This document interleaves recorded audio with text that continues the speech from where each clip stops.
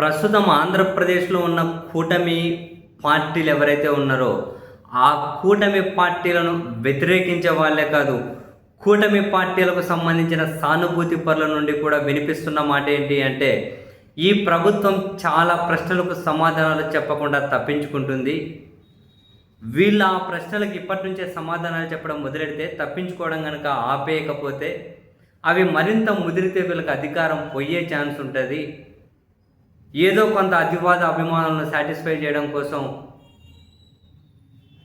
వీళ్ళు గుడ్డిగా ముందుకెళ్తే మాత్రం ప్రతిదానికి జగన్మోహన్ రెడ్డి గారిని పూచిగా చూపించుకొని, ప్రతిదాన్ని జగన్మోహన్ రెడ్డి గారి అకౌంట్లోనే వేసేసి, ప్రతి ఉల్లంఘన ప్రతి వైఫల్యం జగన్ అకౌంట్లోనే వేసేద్దాం. దానికి సంబంధించి మన దగ్గర పత్రికలు ఉన్నాయి, టీవీ ఛానల్ ఉన్నాయి, సోషల్ మీడియా ఉంది, అధికారం ఉంది, వ్యవస్థలు ఉన్నాయి, పోలీసులు ఉన్నారు అని చెప్పి అనుకుంటే ఎన్నికలు వచ్చేసరికి ప్రజలు భిన్నంగా ఆలోచించే పరిస్థితి వస్తుంది. ముందే అలర్ట్ అవ్వాలి అని కూటమి పార్టీలకు సంబంధించిన సానుభూతి పరులు నెట్టింట చాలామంది మాట్లాడుతూ ఉంటారు. వాళ్ళు ప్రధానంగా ప్రస్తావించే అంశాలు ఆంధ్రప్రదేశ్లో విపరీతమైన పెట్టుబడులు వస్తున్నాయని చెప్పి ప్రచారం చేస్తూ ఉన్నారు. కానీ క్షేత్రస్థాయిలో అది చాలా భిన్నంగా ఉంది. మనం చూసాం నిన్న తాజాగా వెళ్ళిపోయిన టాటా పవర్తో తీసుకుంటే 6 కంపెనీలు వెళ్ళిపోయాయి అని, 6 పెద్ద కంపెనీలు వెళ్ళిపోయాయి. అది కూడా జీవోలు ఇచ్చిన తర్వాత, భూమి ఇచ్చి రాయితీలు ఇచ్చిన తర్వాత వెళ్ళిపోయారు అని. అండ్ బిజినెస్ ఇన్వెస్ట్మెంట్ ఫ్రెండ్లీ ర్యాంకింగ్లో ఏకంగా 8వ స్థానానికి ఫస్ట్ నుంచి ఆంధ్రప్రదేశ్ పడిపోవడం దగ్గర నుంచి వాళ్ళు ప్రస్తావిస్తూ ఉన్నారు. అండ్ పార్లమెంట్లో స్వయాన కేంద్రం చెప్పిన సమాధానం, ఇప్పటి వరకు ఆంధ్రప్రదేశ్లో వచ్చిన పెట్టుబడులు 6,500,000 కోట్ల రూపాయలు మాత్రమే, అవన్నీ పూర్తి అయితే 20,000 మందికి ఉద్యోగాలు రావచ్చు అని. కానీ ఆంధ్రప్రదేశ్ ప్రభుత్వం పదే 20 లక్షల ఉద్యోగాలు అంటారు, 25 లక్షల ఉద్యోగాలు అంటారు, లక్షల కోట్ల పెట్టుబడులు అంటారు. ఎందుకు మోసం చేస్తారు? నిజాయితీగా నిజం చెప్పండి అని కూటమి పార్టీల సానుభూతి పరులే. నేను అతివాదుల గురించి మాట్లాడతలేను, వీళ్ళ బాగు వేరే వాళ్ళే చెబుతూ ఉంటారు. సరే, ప్రతిపక్ష వైసీపీ అయితే మరింత ఘాటుగా ప్రభుత్వాన్ని టార్గెట్ చేస్తూ ఉంటారు, విమర్శిస్తూ ఉంటారు. అదంతా ఘాట్ అనేది రాజకీయ కోణంలో తప్పకపోవచ్చు. ఏ అంశమే కాదు, ఇప్పుడు చట్టాలు అమలు చేయడంలోనైనా స్వయాన ముఖ్యమంత్రి స్థానంలో ఉన్న వ్యక్తి వైఎస్ఆర్ కాంగ్రెస్ పార్టీ వాళ్ళకి ఏమీ చేయకండి, వాళ్ళకి ఏమీ ఫేవర్ చేయకండి, వాళ్ళతో కలిసి శుభాశుభాలు దేనికి వెళ్ళకండి, ఇలా ఇవ్వడం, ఇలా పిలుపు ఇవ్వడం రాష్ట్రంలో చాలామందికి నచ్చట్లేదు. వీళ్ళు చెప్పడానికి జగన్మోహన్ రెడ్డి గారి మీద ఇలా మాట్లాడి ద్వేషాన్ని పెంచవచ్చు అని వీళ్ళు అనుకుంటూ ఉండొచ్చు. కానీ ఒక ప్రభుత్వ పెద్ద అటువంటి స్టేట్మెంట్ ఇవ్వడం చాలామందికి నచ్చట్లేదు. కూటమి పార్టీలను అభిమానించే వాళ్ళకే నచ్చట్లేదు. అది కరెక్ట్ కాదు, హెల్దీ రాజకీయాలు ఉండాలి. వాళ్ళు ఏదైనా కనుక తప్పు చేసి ఉంటే విధానపరమైన నిర్ణయాలు వాటిని విమర్శించవచ్చు, వాటి మీద చట్ట ప్రకారం చర్యలు తీసుకోవచ్చు. ఆ పార్టీ నాయకులు ఏవైనా కనుక హద్దులు దాటి ఉంటే దాని మీద చర్యలు తీసుకోవచ్చు. ఆ క్రమంలో చర్యలు అందరికీ సమానంగా ఉండాలి.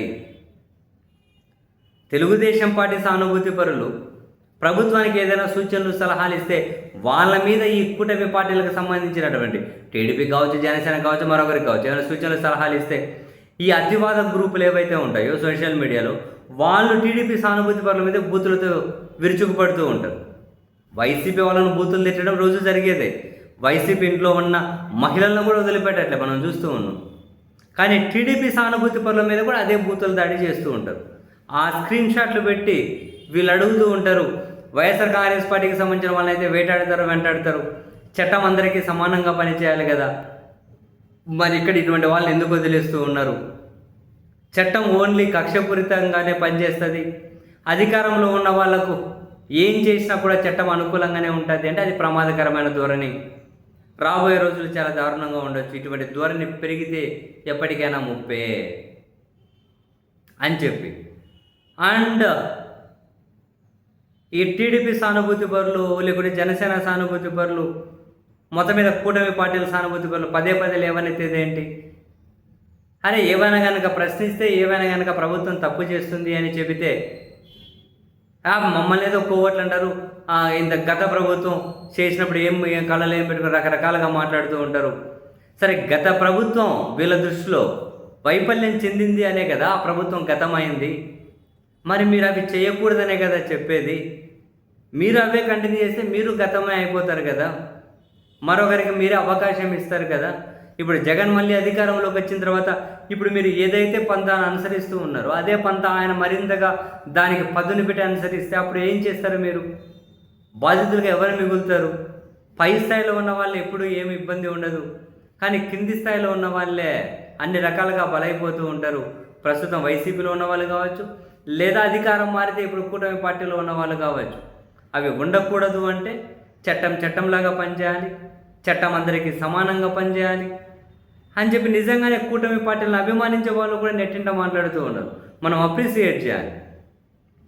విధానపరంగా వాళ్ళకి జగన్ నచ్చకపోవచ్చు, లేదా మరొకరికి చంద్రబాబు నచ్చకపోవచ్చు, మరొకరికి మరో వ్యక్తి నచ్చకపోవచ్చు. పాయింట్ అది కాదు. విధానపరమైన నిర్ణయాల వరకు ఎంత పెద్ద చర్చ అయినా చేయొచ్చు. అలా కాకుండా కక్షపూరిత రాజకీయాలు, వ్యవస్థలను ఉపయోగించేసి విచ్చలవిడిగా మీడియాను అడ్డు పెట్టేసి విచ్చలవిడిగా ప్రచారానికి ఇవన్నీ ఎక్కడ మేలు చేస్తాయి? ఏమంటారు, తెలుగుదేశం పార్టీకి సంబంధించినటువంటి ఒక భయంకరమైన సానుభూతిపరుడు ఆయన ఒక పోస్ట్ పెట్టారు ఫేస్బుక్లో. ఆలూరు ఎమ్మెల్యేకి సంబంధించి ఆయన అరెస్ట్ చేసిన విషయం కేసు ఏదైతే ఉందో, ఎవరో మహిళ బట్టలు దించారు అని, తీరా వాళ్ళ భర్తనే ఆమెను ఐటీస్ ఉంచుతున్నారన్న వీడియో బయటకు వచ్చిన తర్వాత ఇటువంటి వాటికి సమాధానం ఏం చెప్పుకుంటుంది?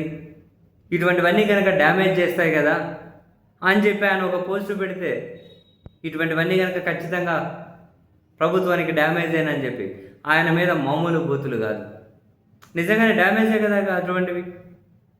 అంటే ఇక్కడ ఏంటి అంటే ఎవరిని సాటిస్ఫై చేయడం కోసం చట్టాల ఉల్లంఘనలకు పాల్పడుతూ ఉన్నారు, ఎవరిని సాటిస్ఫై చేయడం కోసం విపరీతమైన అబద్ధాలు చెబుతూ ఉన్నారు, ఎవరిని సాటిస్ఫై చేయడం కోసం జగన్మోహన్ రెడ్డి మీద పదే నిందలేస్తూ ఉన్నారు.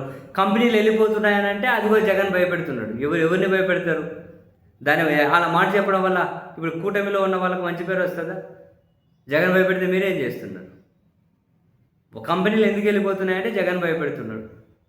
ఇటువంటి అడ్డదిడ్డమైన అరెస్టులన్నీ, అడ్డదిడ్డమైన కేసులు ఎందుకు పెడుతున్నారంటే జగన్ ఆ పార్టీ, జగన్ ఈ పార్టీ, జగన్ గొడవలి పార్టీ. అరే మీరు ఎందుకు విపరీతంగా అప్పులు చేస్తూ ఉన్నారు అంటే జగన్ అదిగో విధ్వంసం చేశాడు. జగన్ విధ్వంసం చేస్తే విధ్వంసం చేసిన ఆయన 5 ఏళ్లలో చేసిన అప్పులు మీరు దాన్ని సరి చేస్తున్నామని చెబితే 2 ఏళ్లలో ఎందుకు అప్పులు చేశారు అంటే సమాధానం ఉండదు. అప్పులు ఎందుకంటే సమాధానం ఉండదు. పర్టెక్ క్యాపిటల్ ఇన్కమ్ ఎందుకు తగ్గిపోతుందంటే సమాధానం ఉండదు. జిఎస్టీ వసూలు ఎందుకు తగ్గిపోతున్నాయంటే సమాధానం ఉండదు. కేంద్రం గ్రాంట్లు ఎందుకు తగ్గుతున్నాయంటే సమాధానం ఉండదు. అసలు కేంద్రం ఏమీ చేయకుండా మీరేంది ఇంతగా దారుణంగా భజన చేస్తున్నారంటే సమాధానం ఉండదు. అన్నిటికీ ఒకటే సమాధానం, జగన్ విధ్వంసకారుడు, జగన్ రాక్షసుడు, జగన్ అది, జగన్ ఇది. ప్రతిదానికి జగన్ మీదనే తోసేసుకుంటూ వెళ్తే దానివల్ల ప్రయోజనం ఏంటో, దానివల్ల ఈ పాలకులు సాధించేది ఏంటో నేను అదే చెబుతూ ఉన్నాను కదా. వీళ్ళని అభిమానించే వాళ్ళు ఎవరైతే ఉంటారో, మొన్న ఎవరైతే మాకు ఓట్లు వేశారని చెప్పి వీళ్ళు భావిస్తున్నారో వాళ్ళను గట్టిగా మన వైపు ఉంచేసుకోవాలి అంటే జగన్ను దూషించడం, జగన్ నిందించడం, ఈ ఒకటే ఎజెండా అని వీళ్ళు భావిస్తూ ఉన్నారు. బహుశా అటువంటి వీళ్ళకు ఫలితాలు ఇస్తాయా అని అంటే ఏమో కాలం సమాధానం చెప్పాలా.